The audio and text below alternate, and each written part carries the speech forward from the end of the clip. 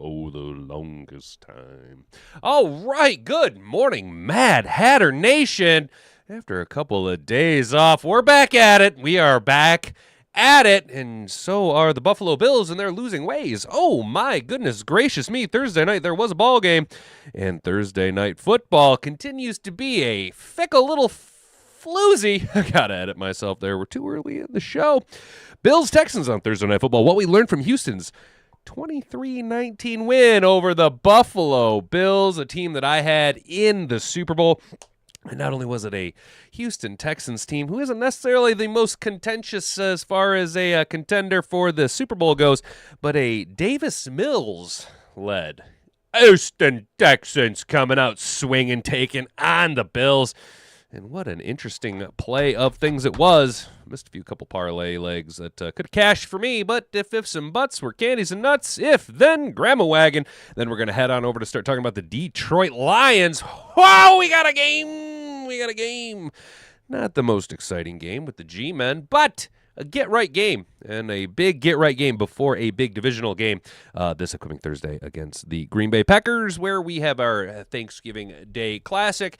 So we need to put a little polish and a little lipstick on the pig, you know what I'm saying? You got to get things a little squared away here in the Motor City. A little 3-1-3 needs to be a little squirrely dude and done up right. Lions, Giants, injury news. 3 starters return to practice on Thursday.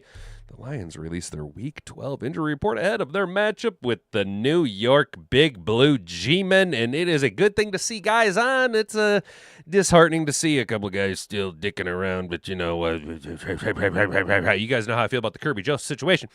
We will take a look over here and see what that kind of means. There is hope. There is a little bit of, good vibes, good feelings, as the kids say. Over at Lions on SA, quote, "It won't happen again. Lions need top wide receiver to rebound. Jared Goff's timing with Amon-Ra St. Brown has been off in recent weeks." It's not just a 1 or 2 game thing. It has been something I think we are all starting to notice a little bit more here or there. Some just seems, I think I said it the other day, Amon-Ra has been more concerned about Amon-Ra the man and less about Amon-Ra, or more about Amon-Ra the brand and less about Amon-Ra the man. So if we could polish that up and get back to his Amon-Ra ways of absolute domination, it should be a bountiful thing. I was just telling the guy at the bank the other day, I said it to you guys before, it's not a good thing when it seems to be that Jameson Williams, of all people, is the most dialed-in guy on offense. Something is askew, but hopefully we can polish that up and get back to our winning ways. A nice solid finish to the season would do great. We can still win the North easily, and we have an outside chance of possibly bagging the 1 seed, though highly unlikely, let's be real. And then we will end the show with the Honolulu Blueprint. I like this little article that Eric Schlitt puts out every week. I like this Honolulu Blueprint. Shout out Eric Schlitt. 5 keys to the Lions' victory over the Giants. It's a little bit longer of an article, but this is something that we're all kind of here for. It fills things out and gives us a good foundation of some battles, the game within the game to watch, exploring the Lions' keys to victory over the Giants in Week 12. We will take a little look-e-loo at that. Guys, don't forget there is a poll up in the question. Going to get right this Sunday versus Big Blue. 11 votes cast so far. 100% of you are saying yes. Gibbs going for 3 touchdowns. And I got a feeling that Jahmyr Gibbs and David Montgomery are going to be getting it right on the G-men. They are not the most terrifying rush defense in the NFL. But they do have guys, and, you know, any given Sunday. And don't forget that the Lions have this bad habit of enjoying to play down to their opponent. So hopefully we don't play with our food too long. I'd like us to put our foot on the neck and just keep it there. As much as fun as it is for me to watch famous Jameis be a dildo out there on the field. Oops, going to get demonetized for that. I don't want him to have one of those famous Jameis days where he throws for 400 yards and 4 touchdowns. I need him to have one of those regular famous Jameis days where it's, 3 interceptions and 152 yards on 97 attempts. Let's go, Detroit Lions. How's everyone doing down in the chat? Looks like everybody's here. Jody's here. Trippy's here. How you doing, Trippy? Brandy Coffee. Good morning, sister. How you doing? Beantown Breakdown. My dude, Beantown. How you doing, bro? Dude, it has got to be feeling good to be out ahead of the rebuild over there in New England, dude. You guys got Drake, May, and he is absolutely electrifying. Rick C4. how you doing, brother? Good to see you, dude. I like that name, dude. Sorry, I just got a little loud in the microphone there. We're still, in case you guys can't tell, we did a little bit of a retoolage over here in everything, trying to refigure things out. Had to adjust the camera, the mic, the audio levels might be a little wonky for a bit, but we'll figure it out. Ryan Allen, how you doing, brother? Good to see you. Everybody's here. Let's rock and roll, guys. If you can do me a favor before we get into the show, do the thing, like all the buttons, bells, subscribe, notify, share around. And if you think about it later, maybe come back and drop a hype on this video. It's like a super duper mega like. Art Vanderlei, how you doing, bro? Good to see you, my guy. Now that we are locked and loaded, let's dive footballs deep into the show. If you can say the word good, guess what? It means you're still alive. It means you're still breathing. And if you're still breathing, well, then hell, you still got some fight left in you. So get up, dust off, reload, recalibrate, re-engage, and go out on the attack.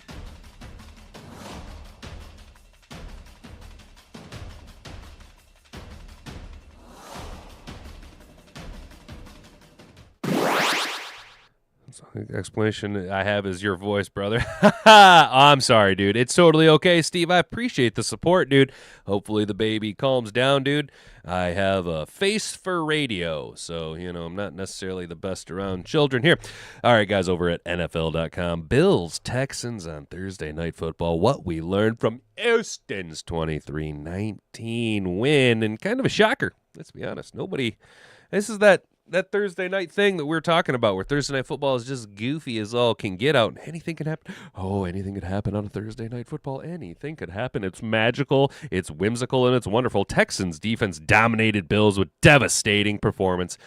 Josh Allen was close to breaking the Texans' heart Thursday night, but Kalen Bullock finished off the best game of his NFL career with his second interception of the game in the final seconds, with the Bills threatening to take the lead late.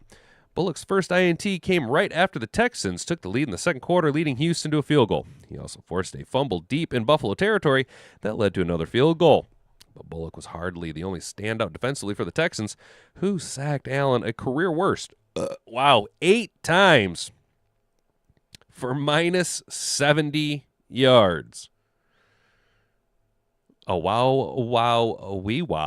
Will Anderson Jr. was destructive all game with 2.5 sacks and nearly picking Allen on the final drive. I did catch that play. Will Anderson, he is a very, very, very scary man in the emergence of a NFL superstar.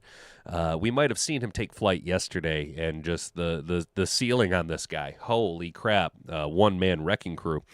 The Texans bailed out a sluggish Houston offense and survived a miracle conversion by Buffalo on 4th and 27 on the final drive. That's now Houston's 8th game this season, allowing fewer than 20 points, which is the most in the NFL. Folks, this is as good as defense as there is in the league, and they seem to have gotten a lot better ever since they parted ways with CJ, and you're not mad about that. Battered Allen can't rescue Bills from offensive mistakes. After a 6-touchdown performance on Sunday, Josh Allen was held out of the end zone in the Bills' frustrating loss to the Texans. He was sacked 8 times and harassed most of the game. Apparently hurting his shoulder on an early scramble, was unable to set his feet, move up in the pocket, and shake loose much as a scrambler. Allen, because I needed 5 yards out. I needed him to rush. I needed Josh Allen to have 25 rushing yards and the Bills to win, and I'd have hit $700 last night. Allen threw 2 picks, and both were poor throws. The first was an underthrown ball on the first play after the Texans took the first lead. James Cook got the Bills on board with a long touchdown run, and Ray Davis gave Buffalo a 16-13 lead with a 97-yard kickoff return. But the Bills' offense produced only 3 points in the game's final 39-plus minutes. That is abysmal. The Bills were moving the ball, but sacks kept moving them back. Khalil Shakir had a big game for the Bills, but his fumble gifted Houston a field goal, and Cook was stuffed on a 4th down at the Houston 23-yard line. Allen had a chance on the last drive after executing a brilliant pitch play on 4th and 27, but he forced a pass in the final seconds that was picked off. Just a maddening night from an execution standpoint. And I have to just say, reading that number 2 paragraph right there, the parallels. I can feel the parallels between the Buffalo Bills and the Detroit Lions. Does it not sound very similar to the woes that we're suffering here, having opportunities, but the offense just can't quite get their shit together? Number 3, Mills delivered again, helping Texans' playoff chances. It appears that Davis Mills will head back to the bench next week when the Texans face another crucial matchup at Indianapolis, with C.J. Stroud expected to return from his 3-game absence. But give Mills a ton of credit for his terrific relief work, leading the Texans to 3 thrilling victories and injecting some life into the team. At 6-5, the Texans 6-5, the Texans' playoff chances received a big boost Thursday night, even with a lot of work left to do to lock in a spot. Mills deserves a ton of credit. He started Thursday's game 1 of 8 and was only 3 of 12 before hitting 8 of his next 9 passes before halftime, leading 2 key touchdown drives. Houston's offense did nothing in the second half other than a field goal created by a turnover, and it was 3 for 12 on third down. But Mills didn't take a sack and didn't turn the ball over, doing his job. He wasn't great on the whole. Thursday night, Mills was not great on the whole. But the Texans make the if the Texans make the postseason, Mills deserves a heaping help of praise for holding down the fort. Number 4, Bills win away from Cook, and it cost them. And it, yeah, dude. Why stop doing what's working? On his first carry of the second quarter, James Cook cut back against the grain and sprinted 13 yards, giving him 75 on his first 7 rushes of the game, the most rushing yards by an opponent against the Texans this season. But one of those runs was a 45-yard touchdown that got the Bills on the board first. But those 7 carries would be the only ones he received until the second half, and they really didn't feed him again until the fourth quarter. Cook was stuffed on back-to-back plays on 3rd and 2 and 4th and 1, very similar to the Detroit Lions against the Eagles, leading to a turnover on downs in the 4th. But Cook getting just 19 touches on 66 offensive plays in a game where Buffalo struggled to finish drives just isn't good enough. The Bills were hurt by bad field position most of the game, but that was only more reason to be patient and give one of the best playmakers the ball. He finished with 117 of Buffalo's 326 yards in the Bills' big win over the Chiefs. Cook ran the ball 27 times. With the mini bye ahead, it might have been more prudent to get him the ball more often rather than try to deal with Houston's pass rushers.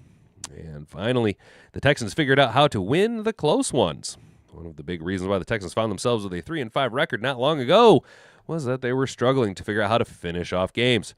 The Texans lost their first 5-1 possession games this season by a combined 23 points.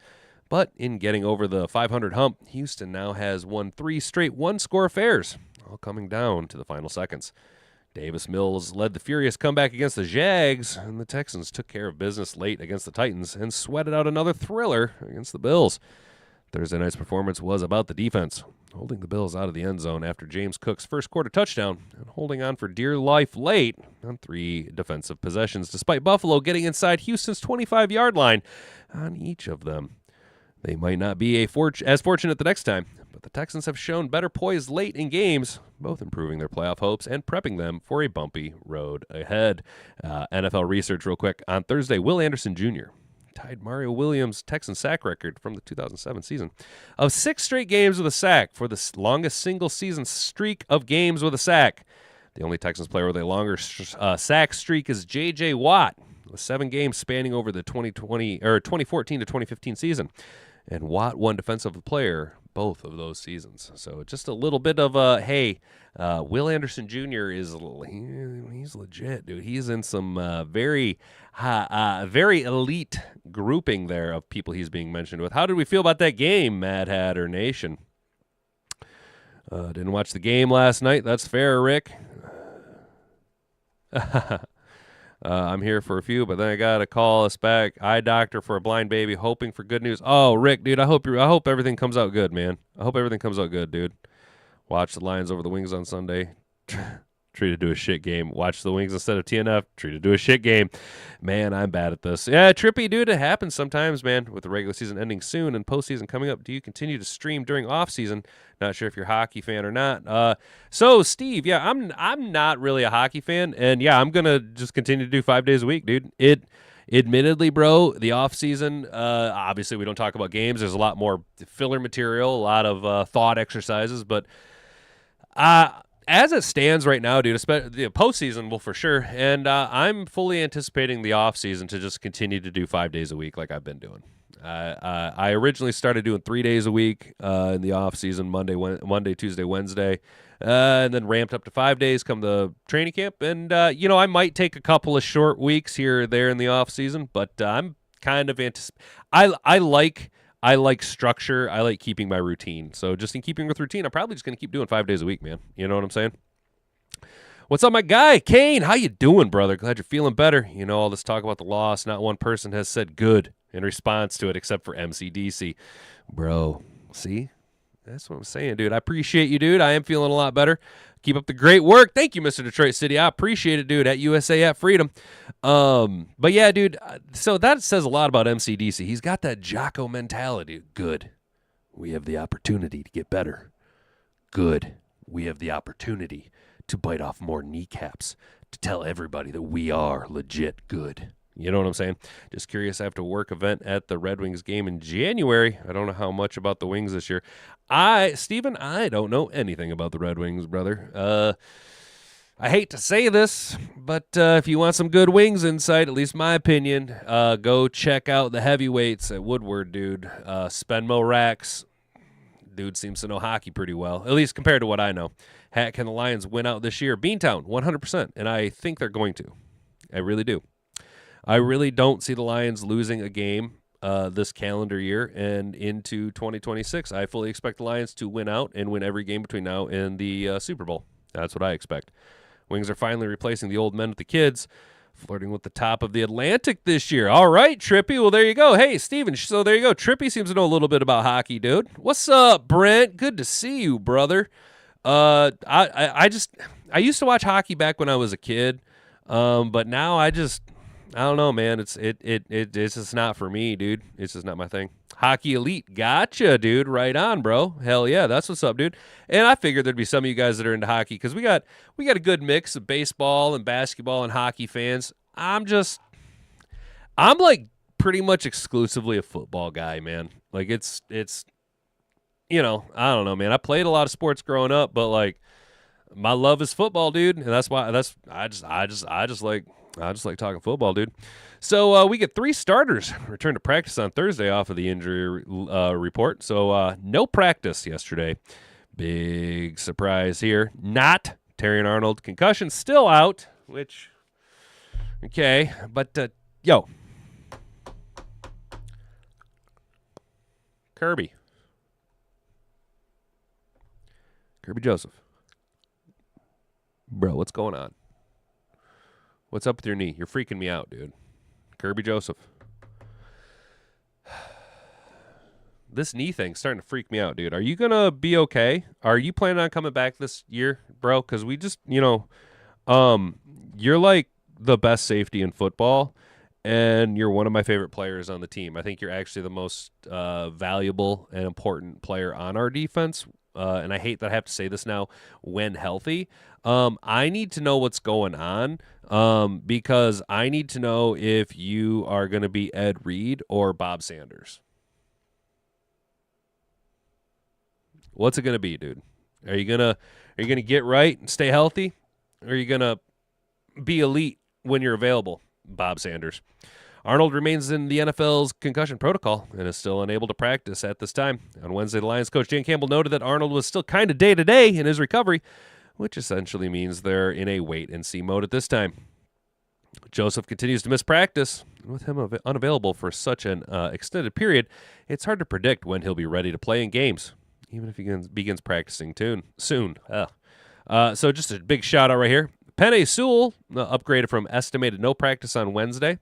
And Taylor Decker also upgraded from estimated no practice on Wednesday. Both of them were limited practice. So I think we're starting to see kind of what might be going on. You don't like it. Obviously, Mahogany is on IR. And then your 4 other starting offensive linemen are all on the injury list. Ratledge, we know he got kind of dinged up the last game there. He's also I've noticed he's started rocking more of a collar type situation on his shoulder pads. And Graham Glasgow. I mean, the motherfucker looks like he's all taped up and held together with electrical tape and bubble gum to begin with. But he's been dealing with a knee injury, so that makes a lot of sense. Right here, stop putting this guy on the – I don't care. I do not care about Josh Paschal and his availability. He's still on the non-football injury list, and he has 5 days to get his happy ass back in town.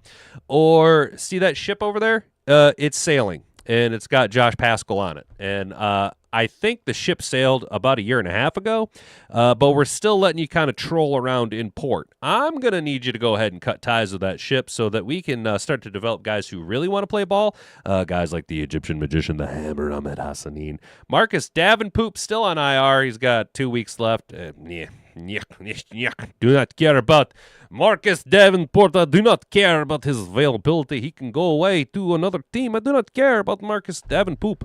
DJ Reed still has 2 weeks left on his evaluation days. Khalil Dorsey, they started the clock, so he's got 3 weeks. And Brian Branch upgraded to estimated no practice, was able to go limited participant, but has a toe injury. So it's a little bit of stuff to kind of run down. Glasgow, like Ratledge, was estimated to have no practice on Wednesday and did practice on Thursday and should be in line to start on Sunday afternoon. Ooh, good. I was really, really concerned about the availability of Graham Glasgow. If anything, dude, y'all, I'm legit, like, I don't know because there's probably no data on it because he didn't play enough, but in the limited availability and limited fucking run we've seen of Tristan Colin, I think he's a better center than Graham Glasgow. Tell me I'm wrong. Tell me I'm wrong. Tell me I'm wrong. And I still won't believe you because I just never liked Graham Glasgow. How we feeling, chat? Yes, Art. Dude. The Joseph and Laporta vague injury info is very alarming. Dude, that's what concerns me the most. It's this just open-ended... his knee. We're going to set Laporta aside because at least Laporta's on IR. At least there is a structure around Laporta. Kirby Joseph's over here just like, my knee hurts. IR? Nah. Okay, going to eat a roster spot. But your knee, you going to be good to go this week? Yeah, probably not. I think I'm gonna sit this one out. Go ahead and let Thomas Harper play. Go ahead and roll with that. Hey, I know you just paid me a shitload of money. Yeah, but my knee, though, it's been bugging me since training camp. Yeah, I know. If it was bugging me in training camp, I probably should have started the season on IR so that we could have had a fully functional roster, maybe getting some guys some developmental play instead. But no, instead, I decided to give it a go, ran out there and shot myself in both of my feet. Good job. It's just freaking me out. What's up, Derek? Good to see you, dude. Good morning all the way out there on the West Coast, dude. Just wanted to pop in and say hi. Hat and Beard is the man. Broski, I appreciate you coming by and dropping in and saying what's up, my dude. Yo, did you guys all just like start putting numbers at the back of your dude, what is this? How come all of you guys have numbers? Is it like this in your chat? Or is it just in my chat? Everybody has numbers. Jack, yours says U code at the end. You've seen Kirby running in video at Lions. All right, so he is moving around. Yeah, Brent, I tried to look up some news about St. Brown's hand. I couldn't find any news. Okay, so it's YouTube just being nuts. Gotcha. I was like, I'm not gonna lie. I'm like, did we go through some type of like magnetic sphere that suddenly made all of you guys put numbers at the back of your name? It's the AI takeover. Yeah, exactly. Okay, so you guys, all right. I'm just making sure because I'm like, damn, dude. Are you guys all like, are y'all punking me or something? Like, did you guys like all get together and decide to do this? You know what I'm saying? Like, it just threw me, dude. It threw me for a loop there. The polls shifted. Yeah, not gonna lie, Mr. Detroit City. The polls shifting is one of the most terrifying concepts to me, dude. Like legit, because there's nothing we can do about it. We're just gonna be absolutely fuct fucked if that happens. And talk about getting fucked. Amon-Ra St. Brown. Well, he's been leaving us little dissatisfied with his performance on the field lately. You know. I'm like, what's with these drops? Do we need to get reacclimated to the jugs machine? My number is 6160. Glad it's not 5150. Ha! Jody, yo, legit. How wild would that be? How wild would that be? Kirby should take after his video game character namesake, take a big inhale and suck it up. Dude, Ryan, yes, dude. Like that, or he just needs to just make a decision, just shit or get off the pot, dude. You know what I'm saying? Either shut it down and give us a full 53-man roster, or, I don't know, take a fucking cortisone injection or something. I don't know, man. I have no idea. I'm punking you. Didn't coordinate with anyone. Happy accident on their side. That's awesome, Steve. Might be imaginary, but Amon-Ra St. Brown seemed to catch better before he started podcasting. Lionheart, bro. That's what I'm saying, dude. He's more concerned about Amon-Ra, the brand, not Amon-Ra, the man, dude. And this is one thing that we hate to see. It's the divification of the NFL, dude. You're seeing these guys. I mean, yeah, he's still all-world and elite, hyper-talented individual, but like, I'm not trying to talk shit about Amon-Ra. I'm just calling it like I see. He seems to have lost his edge. He's not as aggressive. I'm not trying to say that he got paid and it's all good now, but I mean, he got paid. Now he's kind of, he's the brand. He's Amon-Ra the brand, and he's got his podcast and he does commercials, and it just seems he's not necessarily as hungry as he was years 1 and 2. Where he had something to prove, Now it seems that chip on his shoulder might have been polished down a little bit. Not as much edge on it anymore. Dad teachings, make sure your core is covered before anything else, dude. Yes, 100%, dude. 100%. But Amon-Ra says it won't happen again. Lions need a top wide receiver to rebound. The Detroit Lions passing game has long relied on the tremendous rapport between Amon-Ra and Jared Goff, a partnership that has anchored the offense through multiple seasons. However, in recent weeks, that connection has disappeared in ways the Lions aren't accustomed to seeing, and in ways they cannot. This stupid-ass ad is driving me nuts. In ways they cannot afford to let linger. St. Brown has logged just 7 total catches and 100 receiving yards over the past 2 games, a stretch that includes some of the least efficient production of his career. He also just caught 35% of his targets from Goff the last 2 weeks, including a season low and career worst 16.7% of his targets in Detroit's Week 11 loss to the Eagles. Now, those balls were getting batted down, and there was wind, but excuses, my friend. Excuses are like assholes. Everybody's got one, but they all stink. Even more alarming, 7 of Goff's targets to St. Brown against Philly came in critical 3rd and 4th down situations, and none of them resulted in conversions. For the duo that typically thrives when the stakes rise, that's as uncharacteristic as it gets. The issues aren't isolated to situational downs either. St. Brown is currently on pace for his lowest catch percentage of his career, which is 70.2%, and his 5 drops already surpass his total from last season. Additionally, his 5.3% drop rate marks another career low. Meanwhile, Goff's timing with his most trusted receiver has been off, as he's missed throws he typically places with precision.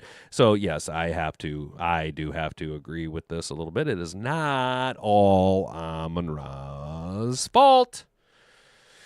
Though I have to say, I've been saying it all season, JG16, if we could just get Jared Goff a little nappy poo before the game, or like a nice cup of coffee, some espresso in that cup of coffee. Or if he's not a coffee guy, dude, get a white Monster. Get one of those. I'm not going to lie, dude, them C4s, dude. Those Ghosts, those Jolly Rancher fucking energy drinks. Ooh, wee, sucker. Those are tasty, tasty, tasty. We could get Jared Goff a little upper. I'm not saying you got to get him all totally cranked out and hit him with the crystal meth, but, maybe a little 1980s booger sugar, get him moving around a little bit. Still, neither player nor coaching staff believes this is evidence of a deeper-rooted issue. St. Brown, for one, downplayed the notion of any disconnect in his media session with reporters on Thursday. Obviously, there's a few plays last game that we should have back, but it's just little things here and there. A few plays, whether it's me, whether it's someone else, just not connecting. But if you'd ask anyone in the building, we're not worried. We got the right guys. Detroit's offensive coordinator, using that term very loosely, Johnny Mo Screens, doesn't believe the connection issue between Goff and St. Brown will persist either. Well, what does Johnny Morton know? Just missing throws, that's all, whether it was technique or on the route, or again, I'm talking about the same thing again. That's what it's boiling down to. Morton expressed Thursday, so it's just one of those things that happens. So it won't happen again. We'll make sure. Despite the slump, St. Brown is in the middle of another highly productive season with 66 catches for 735 yards and 8 touchdowns through 10 games. He also remains on pace to reach at least 100 receptions for the fourth straight season and to eclipse the 1,000-yard receiving plateau for the fourth consecutive campaign, too. For the Lions to get back on track offensively, the Goff to St. Brown connection must return to its reliable form. Given their track record, Detroit has every reason to believe the duo will revert to its old ways in time for the season's final 7 weeks. Yes. So how are we feeling about that, guys? How do we feel? Are we concerned still, or are we anticipating and not putting too much credence behind it and expecting them to clean this up? Because historically, they will clean this up. We just need our offensive Hey, Quick. I like that name. Awesome. I like that. We just need our offensive tempo to get better. I agree. Timing seems to be a little off with everything from the snap of the ball to our offensive line engagement to Jared Goff. Everything just seems a cunt hair off. You know what I'm saying? At best, it's a cunt hair off. At worst, we're counties apart in our execution. I posted the photo to Raw and Lions UK Football Master, deep bruise, some ligament damage. Gotcha. Yeah, dude. So if his hand is that fucked up, then what did he do? Was he playing around with Jason Pierre-Paul or something? What do you think about the man they call Brock Wright? I think Brock Wright is Brock wrong, and he cannot block. If you dye your hair blue, there's a high chance of soy in your system. Just saying. You're not wrong, Mr. Detroit City. He is from California. This is true. St. Brown can't catch anything now. Too much attention to the podcast. So you guys feeling me, dude? From MCDC, I'm burning Goff's gloves. Yeah, Detroit, Lionheart, I agree with you, dude. The gloves seem to be a little bit of a situation, dude. I feel like when Jared Goff put the gloves on, his release came out a lot lower. We are not concerned. The team is off. Something is clearly wrong. I agree with you. And ain't nobody worried about the Giants. That's the thing, though, is that when we're not worried about the Giants, that's when famous Jameis is going to come in there and bite us in the ass. My opinion podcast is a great thing for retired players to do, not current players. Yes, dude. Detroit Lionheart, I agree with you, man. Like, I'm not saying that players need to be completely locked in and they're not allowed to have a life outside of football. But goddamn, dude, like, it is so much better when it's retired players. How's this? I don't want to have my first thought be his production's down because he's doing his podcast, because he's too much of the brand, because of social media. I don't want my brain to automatically go to that. So take that avenue away from me. You know what I'm saying? Let me go directly to the hand thing. You know what I'm saying? Let me go directly to the hand thing, not a podcast thing. I totally feel you on that, bro. Totally feel you on that. I know what to do with the barracks, dyeing your hair is soy. We've seen gay men uncomfortable in a game of gay chicken with Warriors. I don't think the podcast is the problem, but the distraction probably doesn't help. He should maybe do the podcast bi-weekly during the season, or just let his brother do it during the season. You know what I'm saying? Fuck California. I know, Derek. I know, bro. I know you're out there in California, bro. I know. 2 days, 2 hours, New York Giants down at Detroit. Hell yeah, let's go, guys. All I know is Jack Campbell type human will never have a sideshow while playing football. Ball is life. Detroit City, bro. You see why I like Jack Campbell, dude? Because he's just like, I'm Jack Campbell and I play football. I'm Jack Campbell. I'm a football player. You know what I'm saying? Like, he's just locked in, bro. He is locked in, dude. All right, guys. Let's go ahead and finish off today with the 5 keys. 5 keys. Boy, we are really flying through today's show. We might go a little bit short today, guys. Forgive me. We're, as you can tell, the voice isn't quite back to where it needs to be, and you can tell by my snot rag, I've been dribbling my fucking nose here.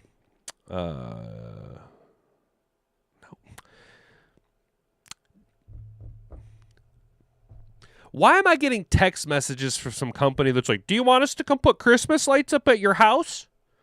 Motherfucker, how did you get my information? No. What the fuck? Bruh. Oy vey. All right, guys.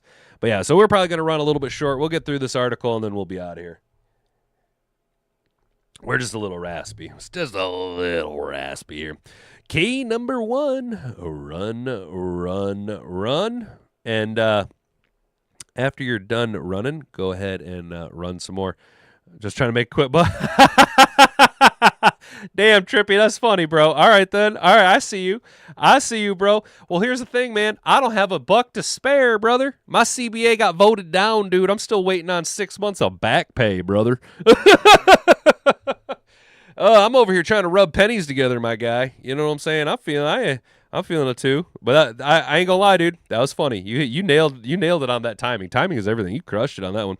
So much has been made of the Lions' rushing attack, taking a step back from previous seasons. They're below average in EPA rush success rate and explosive runs.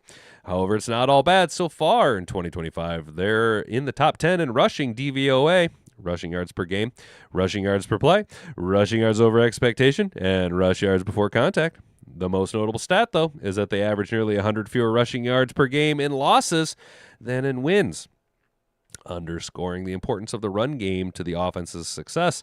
And coming off a loss to the Eagles in Week 11, the Lions could really use a boost to their rushing attack and help them get back on track. Let's reiterate that so that I can continue to drive home the point, just like I was telling the guy at the bank yesterday, and anyone that will listen. The identity of the Detroit Lions started when Brad Holmes picked Penei Sewell over all of the players in that draft class. That was a loaded draft class. Jamar Chase, Micah Parsons, and Brad Holmes took Penei Sewell because he understands that the game is won and lost at the most fundamental level of football. If you cannot secure the trenches, if you cannot execute from the baseline of the play, you will never be successful. If you cannot establish a run game, you're probably not going to win. Not every team has Peyton Manning and Tom Brady. Let's be honest. And in our losses, the Lions are averaging nearly 100 yards less on the ground than in our wins. That's really bad. That is a big red flag. Hey-oh. Got to get the ground going. Got to get going on the ground. Hello, Giants. The Giants defense prioritizes stopping the run, and they were expected to rank among the top 10 this season. Unfortunately, things have not played well as planned. Their overall defense ranks 28th in DVOA, and their run defense checks in dead last. Heading into this matchup, the Giants rank in the bottom 5 in run defense in multiple categories, including run defense, rush yards allowed per game, rush yards allowed per play, EPA rush allowed, success rate, 10-plus rushing plays allowed, 10-plus rushing plays allowed, rush yards allowed over expectations, yards before contact, and yards after contact. They are abysmal. To illustrate how bad things have gotten, the Giants' EPA rush is allowed is doubled that of every team in the NFL, save the Bengals. The Giants have been particularly susceptible to running backs with speed. Far too often this season, the Giants have not been able to shut down their gaps. And when speed backs get into the open field, they find room to run. See the 10-plus rush yards allowed, stat above. If you're thinking that sets up nicely for Jahmyr Gibbs to potentially a very big day, you're not alone. Here's the next-gen stats with more on this matchup. Jahmyr Gibbs has reached the fastest speed of any player when rushing the football this season at 22.34 miles per hour and has reached 15 miles per hour on 21% of his rushes. That's insane. The Giants have allowed opposing rushes to exceed 15 miles per hour on 72 carries this season, allowing 539 rushing yards over expected and an 80% success rate, highest on such rushes. Yeah! There he goes. That's about to be Jahmyr Gibbs. Go Grease Lightning. He's tearing up the quarter mile. Grease Lightning. There goes Grease Lightning. You know what I'm saying, dude? He's about to just absolutely light him up. Key 2, play action freezes secondary. Once the rushing attack gets established, the Lions love to turn to play action. This season, the Lions run play action on 30% of their offensive plays, 5th most in the NFL. And according to Next Gen Stats, they're the most efficient team in the NFL when using it. How many times have I said Jared Goff in the play action? For example, on average, Jared Goff averages an EPA of 0.13 on every dropback, 8th best in the NFL. But on dropbacks that features play action, Goff's EPA jumps to 0.45, 3rd best result when using this concept. Meanwhile, the Giants' secondary has been working through injuries and regression from young players, resulting in their defensive backs struggling with a heavy man coverage scheme. New York runs man coverage 41% more than any team in the NFL, which puts a lot of stress on their reserve and young players. When offenses add play action to the mix, it creates more information for the secondary to process and delayed reactions. As a result, Next Gen Stats ranks the Giants 25th in their ability to defend play action. So I think we're going to see. Look, I would expect to see a big game out of J-Mo. I know Amon-Ra is down and he's going to be ascending again, but if we can now put it all together, if this game can just blend it all nicely, if Gibbs can have his just quintessential Jahmyr Gibbs game, 3 touchdowns, 200 yards, if Jared Goff can then drop back and hit that deep play action pass, I think J-Mo, I think Dan Campbell 2 weeks ago squeezed that toothpaste, and now you can't put the J-Mo toothpaste back in the tube. I think J-Mo has just been unleashed on the NFL. Probably not going to hit that 1,600 receiving yard ceiling that I had for him originally this in the preseason. But I think Jameson Williams has arrived. I think he's here. He's got the speed. And if we can execute and take advantage of their piss-poor matchup, their man coverage, and weak run game, really lean into the play-action pass, I think Jameson Williams will continue to have a 3rd straight week of high productive, good targets, very valuable asset to the offense. Get the ball out quick and limit the pass rush. The strength of the Giants' defense is in their pass rush, which has been a issue for the Lions this season. Our offensive line, not as great as it once was. Also, you combine that with the narrative of Jared Goff, just blitz Jared Goff, and you're going to fuck him up, right? New York drafted Kayvon Thibodeau 5th overall, traded for Brian Burns, and then drafted Abdul Carter 3rd overall in the 2025 draft. A wealth of talent in the pass rushing department. Burns is having a career year and his 13 sacks, second most in the NFL, are already the most he's ever had in one season. And there are still 7 games left to play. His 39 pressures are 13th in the NFL per Next Gen Stats. Beyond Burns, the Giants have found ways to create pressure even though they haven't gotten much sack production out of the rest of their defense. Thibodeau, who is in danger of missing the game and has not practiced this week due to a shoulder injury, accounted for 33 pressures, 28th overall among defenders, and just 2.5 sacks, 93rd. While the rookie sensation Carter accounts for 37 pressures, but just a single half sack, 314th through 11 games. You guys do kind of see why I was hoping we could figure out a way to trade for Kayvon Thibodeau at the deadline. While the lack of sacks limits the game-changing plays the Giants' defense makes, their ability to generate pressure, 142 as a team, 8th most, could give the Lions trouble. One of the ways the Giants' opponents have their offset their pass rush is to distribute the ball quickly. For example, Saints quarterback Spencer Rattler talked about the strategy before the game with the Giants and had this to say. On the back end, they don't do as much as what we've seen from these other teams disguise-wise, but they've got their wrinkles and everything. They run what they do well and can cause some havoc to quarterbacks and offenses. So we've got to get the ball out on time, take our shots, and when they're there, and just move the chains. Rattler's average time to throw in that game was just 2.6 seconds, second fastest time of the season for him, and he completed 21 of 31 for 225 yards and a touchdown. It was also the only game this season in which he was not sacked. With minimal disguise in their coverage, Goff should be able to quickly ascertain the Giants' defensive plan. From there, it'll be up to the cerebral quarterback to decide the best way to attack the offense. Yes, give the keys to Jared Goff. I like it when Jared Goff. I love it when I'm watching the game because I don't know, man. I've encouraged you guys to do it with us, but when Jared Goff kill, I hat and boobs every time. I'm standing there watching the game. I'm going kill. I love it when Jared Goff starts manipulating the defense.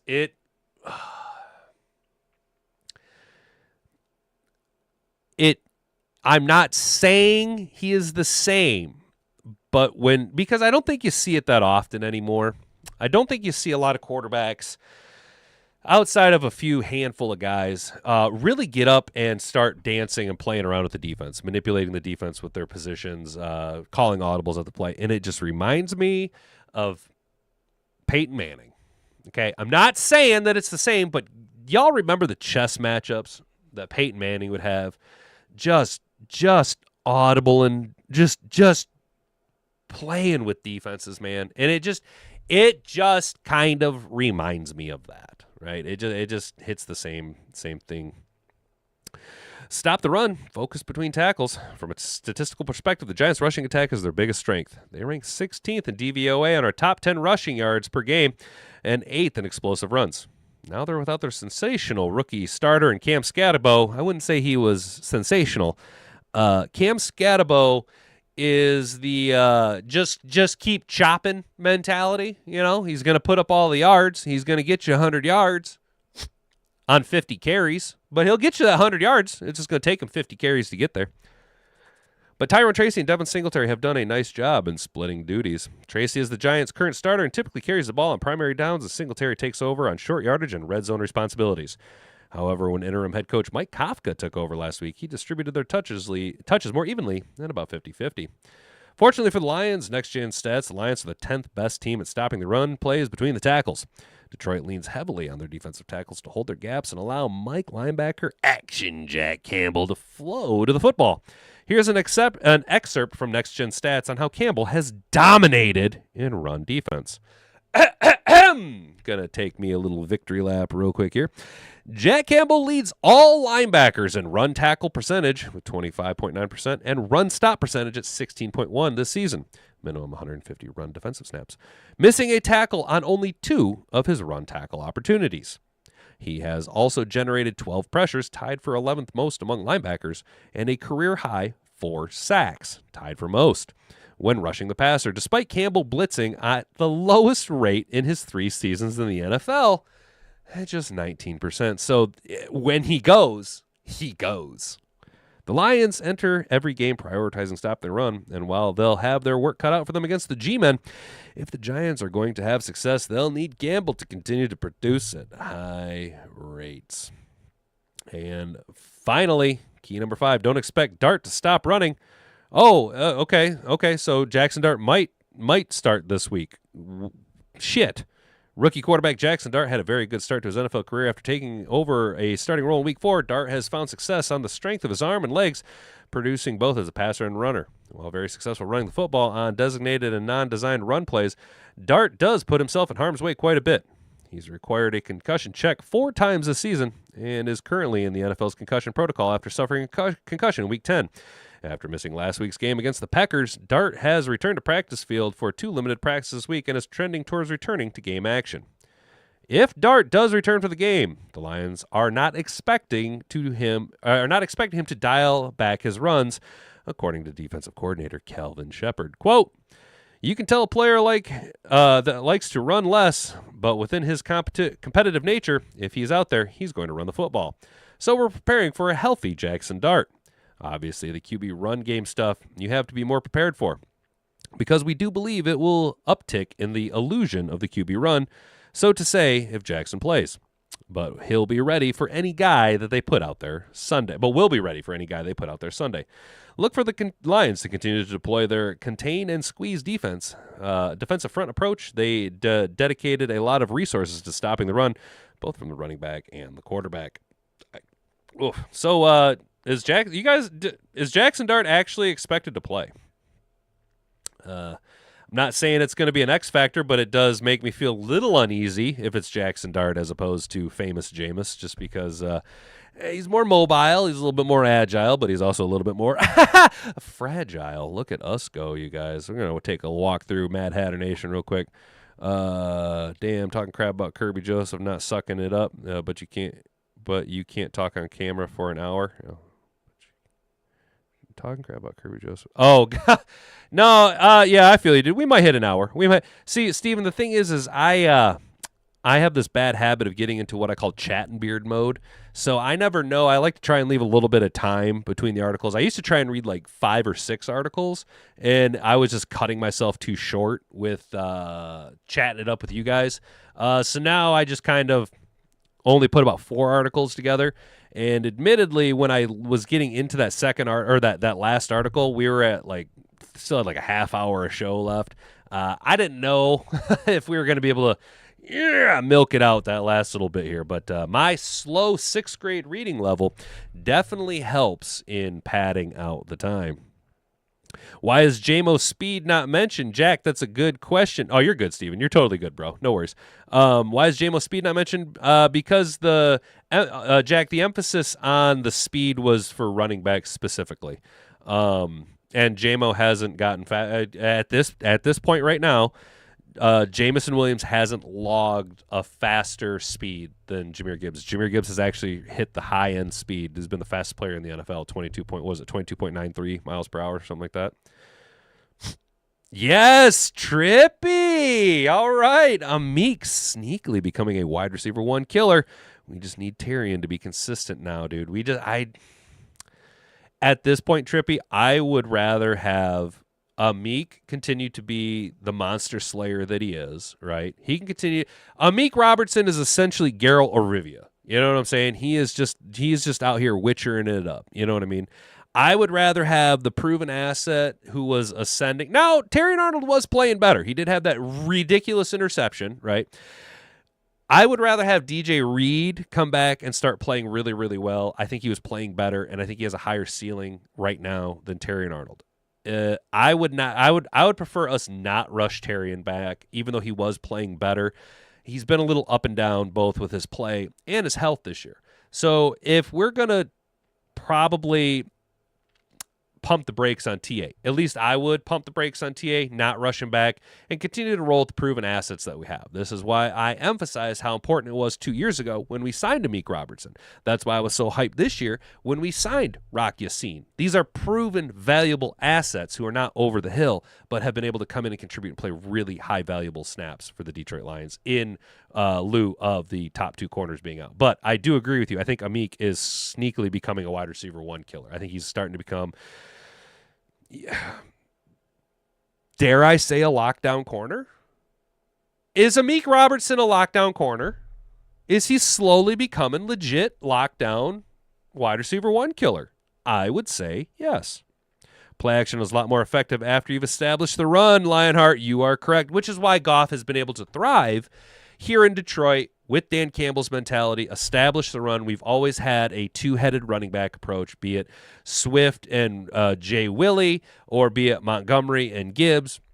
We've had this unstoppable pick your poison. We're going to be able to hit you with power. We're going to hit you with speed. And then once you can't stop either one, if you can stop one, you're not going to be able to stop both. And if you're not able to stop either one, then we're just going to go over the top and just take the lid off the defense and game break you with JMO. You know what I'm saying? Like, it is poetry when it all comes together, you know, and it's Dan Campbell's mentality. His offensive scheme really lends itself to Jared Goff's strong suits, you know. JMO has to make up for his penalty. You know he's going to be ready. Trippy, I think you are correct. Are we going to see a Jameson Williams 200-yard game? Is it going to be an Alabama? Oh, my gosh, you guys, it's going to be an Alabama boy takeover. Gibbs and JMO are going to go bananas on offense, okay? And then look for Jackson Fart and Dart, if he plays, to get lit up by BB. Oh, dude, it's Alabama boy takeover. Alabama, it's the Alabama man. Hell yeah! Shout out if you guys know the Alabama man reference. Yo, holy shit! Monty's down 50 carries from his point 2 seasons ago. I don't think he's His play has declined enough to justify many less carries. Detroit Lionheart, I agree with you. I also am curious about David Montgomery's usage. Before Daniel Campbell came and took over play calling, when it was Johnny Moe screens, I thought it was something to do with Johnny Moe being obsessed with Jahmyr Gibbs. I figured it was just because Johnny Moe had some type of love affair with Jahmyr Gibbs and just wanted him to be just the statistical monster. So we faded David Montgomery. I don't think Montgomery's production when he's been given the ball is any less of where it was. I am a huge David Montgomery. I really like David Montgomery. I like David Montgomery so much that I'm pretty sure that when David Montgomery, when his contract expires in Detroit, we're probably not going to re-sign him. But we're probably going to sign Kenneth Walker to replace him because they're like the same fucking player. I still have this belief that David Montgomery is being held back a little bit for this back third of the season, for the playoff push, so that you can I'm thinking that it's something like we're waiting for the back end of the season when we really need that final push, when defenses are a little bit more banged up, a little bit more susceptible to an aggressive style of play, and you can have a really fresh hammer, David Montgomery, come in and just pound teams and just break their will and take advantage of that tired, long season where you have a fresher David Montgomery. That's my hope. I can't guarantee that, but that's just what my hope is because I really like David Montgomery and what he brings to the table. That's not to take anything away from Jahmyr Gibbs. I love Jahmyr Gibbs, but I am a big fan of a two-headed running back approach. I especially like a bigger physical running back. I'm a guy who I fucking liked Eddie George. I thought Eddie George was awesome. I was a big Jamal Williams fan. I like your bruising. Priest Holmes, as far as I'm concerned, the most like scat back other than Barry that I was a big fan of was like LaDainian Tomlinson. And he wasn't even that much of a scat back. You know what I'm saying? Like I like my backs to be bigger and bruising. I'm a big David Montgomery fan, bro. I would love Scatabo on our team. Still a perfect bruiser and won't have to worry about feeding Monty due to his running back one talent. Trippy, I would love to see Cam Scatabo play for the Detroit Lions. He would fit exactly what we try to do here. And I know that this is the easy connection because there's 6 white running backs in all higher levels of football, right? But Cam Scatabo just reminds me of Zach Zenner, dude. He reminds me of Zach Zenner so hard. Do you guys remember Zach Zenner? Do you guys remember Zach Zenner? I believe that there was a point, and I'm pretty sure, at least in my memory. Okay, so I have this theory that the number 34 for the Detroit Lions was cursed, and it's James Stewart's fault, okay? It was James Stewart, correct, that we signed from Jacksonville to replace Barry Sanders when Barry retired? Am I mistaken? I'm pretty sure. Hatbot says I'm going on a tangent. I love that. Roll Pride. Oh, dude, I love that, Brent DeWitt. Roll Pride. Let's go. Let's go. One Tide worldwide. Oh, we need Demo to be more productive to make the defense better and get more fantasy points because I'm tired of losing 6 weeks straight. Damn, Kane. I'm sorry that you're losing 6 weeks straight, brother. That sucks, dude. Well, I'll tell you what, dude. If you think about it, give me Sunday, during the Sunday show, give me some players on your fantasy squad, and we'll try and build some parlays and try and send some good juju your way. Sorry, I'm moving around over here. I'm trying to fuck around with my slippers. What's up, Carrie? Good to see you, brother. I was wondering where you were, dude. Good to see you this morning, guys. So I had this theory, though, about the number 34 in Detroit and how it was cursed, and it's all James Stewart's fault because James Stewart came in to replace Barry Sanders after Barry retired. The number 34 then became cursed, in my opinion, because it went... Now, I'm not exactly sure that this is the evolution of the number 34 in Detroit, right? Because Anal Zone wears 34, right? Yeah, 34 is the number I'm thinking of. So it went James Stewart, cursed. As far as I can remember, it went Kevin Jones, first-round running back, Virginia Tech, cursed. It went Kevin Smith. You guys remember Kevin Smith? Do you guys remember Kevin Smith? The third-round running back out of UCF, who was supposed to be this next thing because he matched Barry's records in college, cursed. Then I believe it went Zach Zenner, who started to break the curse, But you see how well his career worked out. He was a flash in the pan, 2-year Peyton Hillis style running back. And it wasn't until Alex Anelzone put on the number 34, dude, that I think Anelzone broke the 34 curse, dude. I know it sounds weird, but I just had this whole theory, dude. We had Silent Bob on our team. That's awesome. Yes, dude. Yeah, all right. Yeah, legit. You guys didn't know that? You guys don't remember that? Damn, am I that old? Boom. Kevin Smith. Oh, he was number 30. My bad. My bad. He wasn't number 34. He was number 30. I'm sorry. No, yeah, see, he was number 34. Boom. See?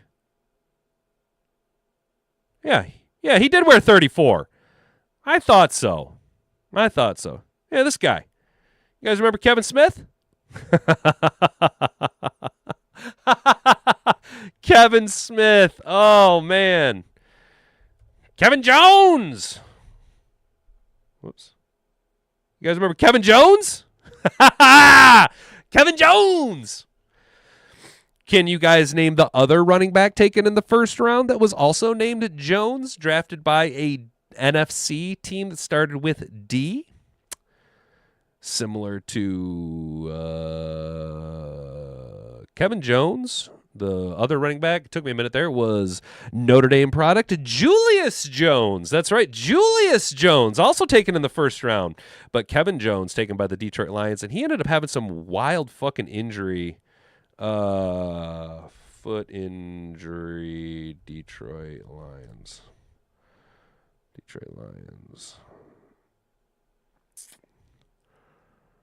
Yeah, had a significant injury, a season-ending Liz Frank injury in December of 2006 and was initially suspected to be a fracture dislocation. The injury required long recovery, and the team ultimately released him in 2008 due to the injury. He spent the next offseason recovering, was activated for the 2007 season, but suffered another season-ending injury, a torn ACL in his right knee in 2007, which significantly impacted his career. Huh. Well, there you go. Yeah, Kevin Jones, dude. Why do I know all this shit? Oh, man. Dude, I thought Kevin Jones was going to be legit. I thought he was going to be, like, unstoppable, dude. I for real thought he was him. I thought he was the next thing. Because then we went, let's see, Kevin Jones, then we went Javid Best. Yeah, Javid Best. Y'all remember Javid Best? Woo, that boy was fast. That boy had wheels, yo. I thought Best was going to be the one. Dude, Trippy, so I can tell you that Javid Best, I actually called into the Huge Show because I made some joke about how the NFC had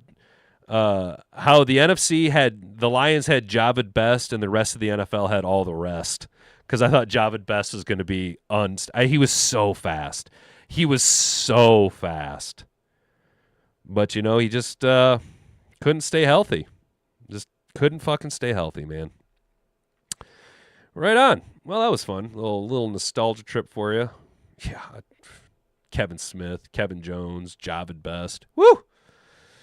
Remember what Alandis Gary played for? Oh, we've had some running backs, boys. All right, guys, so that's going to be it for today's show. I appreciate each and every one of you who tuned in today. Sorry we were short this week on a couple episodes, but your boy was a little sick, didn't feel so great, and decided to take a couple of days. So I appreciate you guys still rocking with me and tuning back in. We talked about the Thursday night game and how the Bills lost to the Texans. We looked at the Lions injury report, some guys returning to the active roster, which bodes well for us. We talked about Amon-Ra and how he's something just doesn't quite seem right. We let our imaginations run wild, did some thought exercises, but I think ultimately we are pretty confident he'll be able to pull his head out of his ass and figure it out and play better. And then we took down the Honolulu Blueprint. Eric Schlitt, shout out Eric Schlitt and the Honolulu Blueprint. 5 keys to Lions' victory over the Giants. Third verse, same as the first, guys. Steve, it's just the same story. Established a run, set up the play action, played gritty defense. It ain't hard. A lot easier said than done. But you're playing the New York Giants, who are very down. Yes, if Jackson Fart and Dart does go, that opens up another aspect of the game that we're not really wanting to deal with, but totally something we can handle of. And I'm expecting to see the Alabama boys take over. One Tide worldwide. Roll Pride. I like that one, guys. I remember for the playoff game last year that the Montgomery was injured and it seemed to have affected the team. Yeah, dude, you're not wrong, Kane. You are not wrong, brother. David Montgomery is a huge cog in the wheel, man. And if we can keep this fucker going, dude, it will be 10 points or more. I hope so, dude. I hope we absolutely smash on the Giants, guys. Hope we smash them, light them up. So make sure you guys, if you're not already, subscribe to the channel. Ring that notification bell so you can be notified when we go live Monday through Friday. And then don't forget that Sunday we'll, of course, be live at about 11 a.m. to about noon 30. Placing bets, a little bit more casual show, a little bit more of a, I like to call it like a digital tailgate. We're just hanging out with you guys, taking your chats, placing some bets, reading a little scuttlebutt as it comes along, just kind of kicking, chewing the fat, hanging out with you guys. Way more relaxed, even more so than this show. So make sure you got that notification bell turned on so you can be notified when that goes live. Like this video, share it around with everyone you know. If you think about it later tonight, I know it's Friday night. If you're thinking about it, you're cracking a beer, it's like 7 o'clock, go, hey, you know what? I got nothing better to do. Come back to the channel. Come back to this video, go to the comment section, swipe over, and drop a hype on this video. You can give 3 hypes to a video or to out a week. You got to wait for a little bit for the video to process, but the hypes always help a lot. It's like a super like. It really pushes things up in the algorithm. So it's one way that we can kind of get closer to that 800 subscriber mark. 800 subscriber. It's loading. It's loading, guys. We are so close. So I want to say thank you to all you guys who participated in the poll. 95% of you of the 22 votes said yes, Gibbs going for 3 touchdowns. 5% you say no, we're phony baloney. I appreciate all you guys that commented in the chat, took part in the poll, shared this video around, or just genuinely watched. I'd shout out all you guys. Have a good Friday, all right? It's the weekend, and we are just skiing into the weekend, boys and girls. We made it. We made it. Next week's Thanksgiving. Oh. It's the great American holiday. Boys and girls, I've been Hat and Beard. You've been an attentive audience. Until next time, bonga bonga. Frig off.